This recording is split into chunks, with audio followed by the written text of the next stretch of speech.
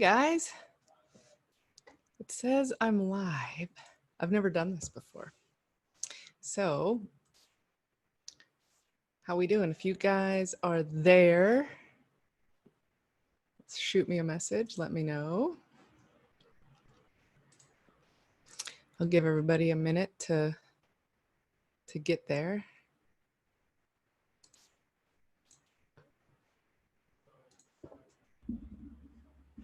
I'm trying to figure out how to open my own live so I could see your comments.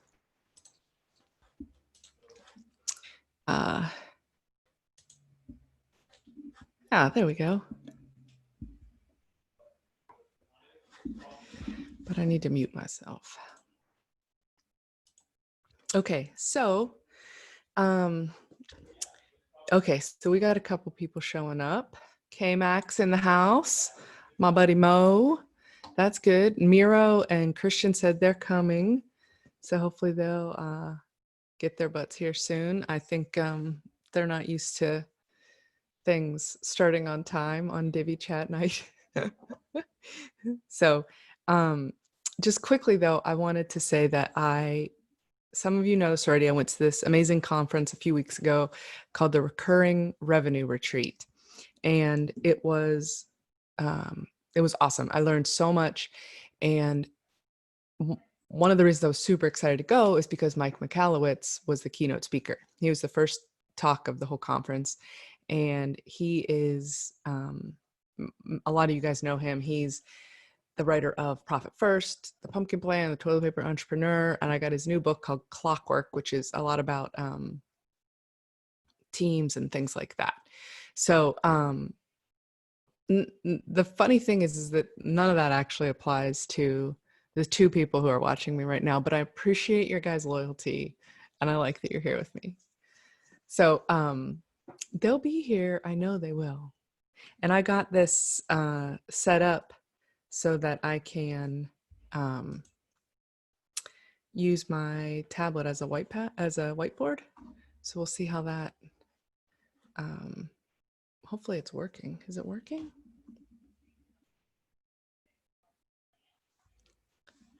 Let's see. There's a bit of a delay. There it is. Okay. All right. So that's good. Okay.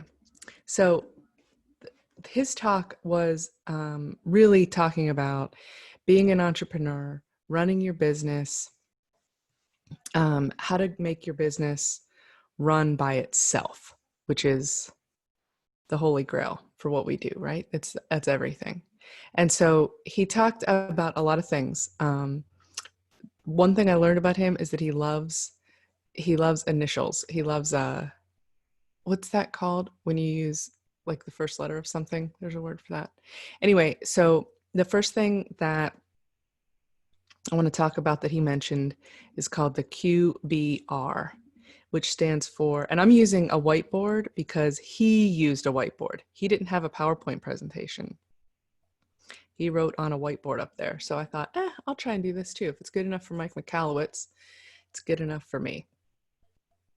So, oh, hey, Christian and Miro, they're both here now. I knew they'd show up. So one of the first things he talked about was the queen bee role. He talked about bees in a hive and how every bee has its job and its role, but the queen bee has like one job, and that is to reproduce, and that like every other bee works to support that.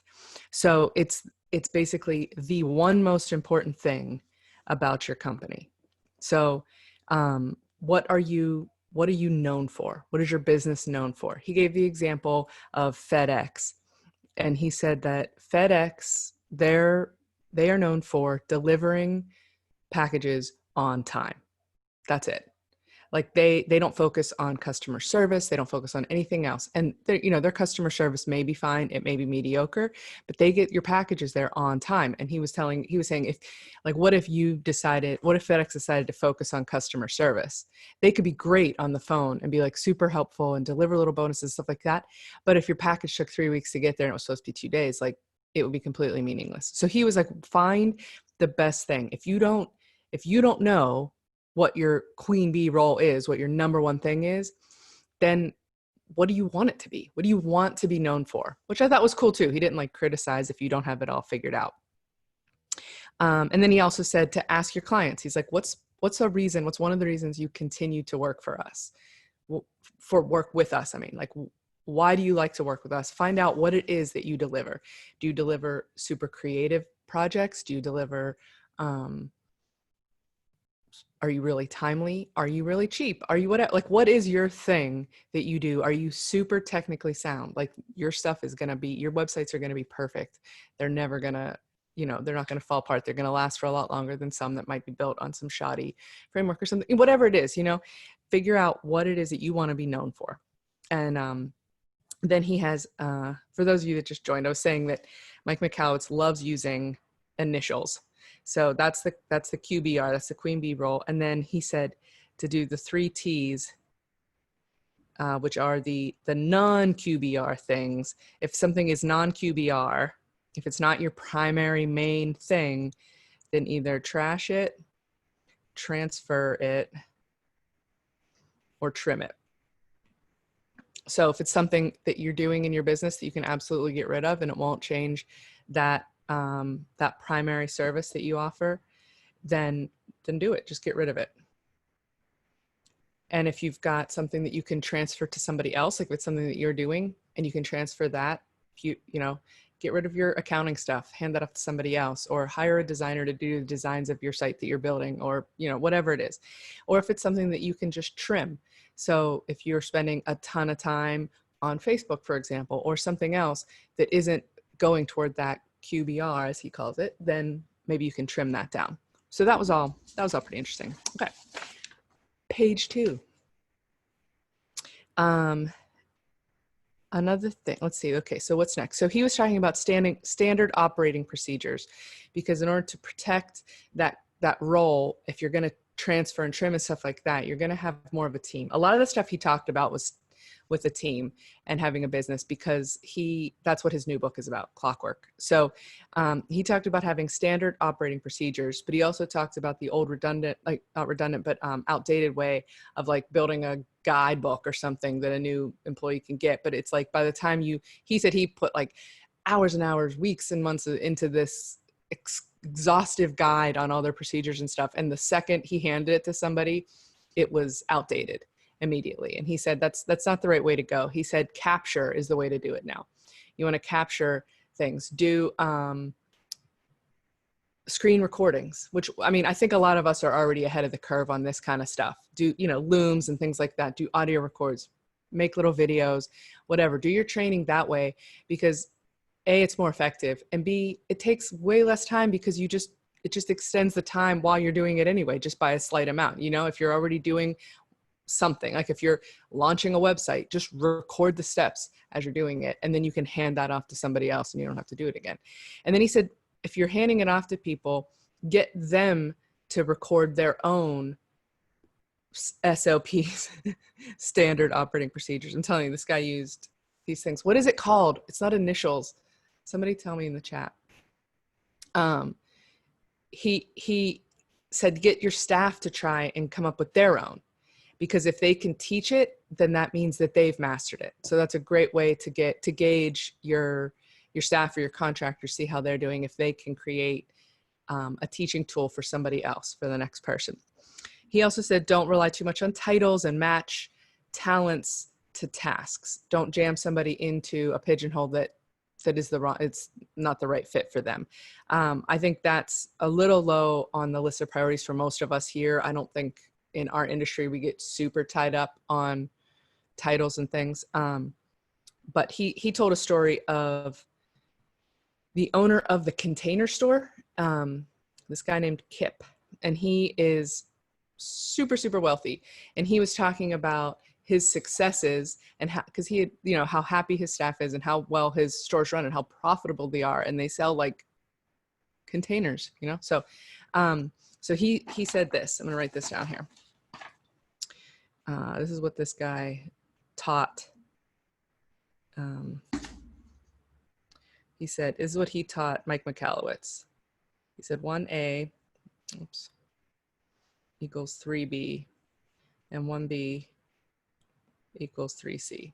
And that is, he rated his employees on their effectiveness and their willingness to work and do extra, go above and beyond, versus the people that show up and are fine. And then the C level, which is people that are basically miserable or don't do a good job or whatever. And he said that he pays a high salary. He pays $40,000 a year for employees at a retail store, which is pretty good. And Walmart pays $22,000, but they hire Bs, according to this guy. So they have to hire 3 people to match up to one of his. So basically, you know, that would be, if they're paying $22,000, even though they're paying almost half, a little over half, that's $66,000 versus his $40,000. So if you're getting the same amount of effort, anyway, you get the idea. Like, I don't think any of us here today have a huge staff that this is a real big concern about, but I thought it was really like sort of forward thinking. I think it's great to think about and to not get stuck in being like cheap with things. Like, pay somebody well to do good work, because for starters, you get better work a lot of the time. It's not all the time, but, and also he was saying like those 40,000 a year employees, you know, they're never going to leave, because where are they going to go? Walmart, make half as much money? No. So you're also building loyalty and all that stuff. Okay. So moving right along. I'm out of room. I guess I got to just erase all this. I don't know. I'm new to this, guys. I don't know how to do it. Okay. If somebody knows how to do this better, please let me know afterward. I'd appreciate it. I wish I could just have another page, but oh, I just see the new page button. Darn it. Anyway, okay. He said, he talked about this, and this was sort of a recurring theme in this whole conference, where he said to track your, take a look at who you've got. He called this the CC. Again, more of those initials. So he said, list out your clients, list how much money you make with them. And then in this column, like put if they make you crush or cringe. Like if you say like, we're crushing it with this client, or like that client makes me cringe, or whatever it is. You know, so he said to kind of rate them, and then you can sort them by the revenue that's generated for your business. Find the ones that are the crush. I don't even understand that choice of word, but find the ones that are crushing it and have the high, you know, the highest ones that crush it, the highest revenue. Figure out who those people are. Figure out what makes you love working with them, and clone them. Go look for those people. And you don't have to be, he said too, he said, you don't have to be the slickest salesperson. You don't have to be amazing, but just show up where your ideal client is. And I think a lot of us can relate to that for sure, because we have technical skills, so most of us, that the majority of people that we know in business do not. So just being where, like if you can figure out where your ideal client is, you know, is it IT guys? Is it dentists? Is it wherever? We'll figure out where they are, go to those conferences and start talking to them, you know? And I was like, excuse me, I got to grab the last sheet off the printer. But I thought that was really insightful. And I thought it was a really nice way of talking about sort of, we focus a lot on the people who do work for us, but do we focus enough on who we're doing work for? Like really selecting the right clients and stuff. And a lot of times when that conversation comes up, it's like the whole thing of like telling somebody, no, they're not the right fit for you, which can be super difficult whenever you are just like needing to make some more money. I mean, that's just life. So I thought that was kind of a different spin on that, like to fill your schedule with clients that you want to work for, but in more of a proactive way rather than a turning people away. So, okay. The last thing is that to get your business, like the whole goal of all of this stuff is to get your business to run itself. So not to not have your business be dependent on you, because if it is, then you're just forever tied to it. You're in the same rut that a lot of us struggle with right now, where you can't take a vacation. You can't do, you know, you're a slave to your business. So the line was, you run your business, don't let your business run you, basically. And so Mike Michalowicz says the way you know when you've succeeded at this is to take a 4-week vacation, which sounds amazing, right? Like to be able to take a 4-week vacation. And he said, obviously don't go do that tomorrow, you know, like don't just leave your business for 4 weeks. He said, but if you set that as a goal that you could leave the country for 4 weeks and come back and your business is still intact, then that's goals right there. So he said that if you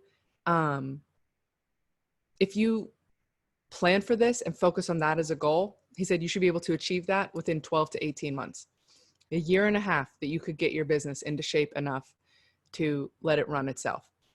Obviously, I don't have all the answers for how exactly to do that, but I thought that that was kind of heartening as well, because it almost seems like something that would take a decade to do. So the fact that he knows how to guide people into that in a year and a half is like amazing. So that was that's one of the challenges that he set out, was to take a 4-week, you know, plan in a year and a half to take a month off. And he said on the way to that, take smaller breaks, you know, go for, I mean, when's the last time anybody here went for 1 week? When's the last time you went for a week and didn't work? Like didn't take your laptop? I haven't even gone anywhere for like a weekend without doing that in a long time. So, you know, it's like start where you can, like close yourself off, make sure you have your systems in place, come back, see what worked and what didn't. So if something fell through the cracks or something was bad, if you're only gone a few days or even a week, it's not going to tank your whole business. So start with that. And then as you repair those little holes and patch them, then it gets you ready for the longer breaks. The last thing he talked about that I have notes on that he talked about was changing your job description. Instead of referring to ourselves as an entrepreneur or I own this bit, like somebody asked me, like I own a business that I own a web development business, or I own a graphic design shop, or whatever it is. He said, change your job description. Don't put all the ownership on you. Don't make you the whole center of it. He said he started referring to himself as a shareholder in his business. And that was like a mental shift for him that helped him to focus on building the business, but not being centrally involved, like that he didn't have to be a part of it. He could just advise kind of. So anyway, those are my notes. I hope that was kind of helpful. I don't know. I know I'm obviously no Mike Michalowicz, but those were just a few little tips that I wanted to share. And I wanted to try doing this sharing in the group just to make sure I had all the tools and everything that were working properly. So anyway, and sorry, no Divi chat tonight, but we'll be back next week for sure, every other week now. So, all right, now here's the next trick. I have to figure out how to turn this off. Thanks you guys for everybody who came, and I'll be in the group. I'll see you later.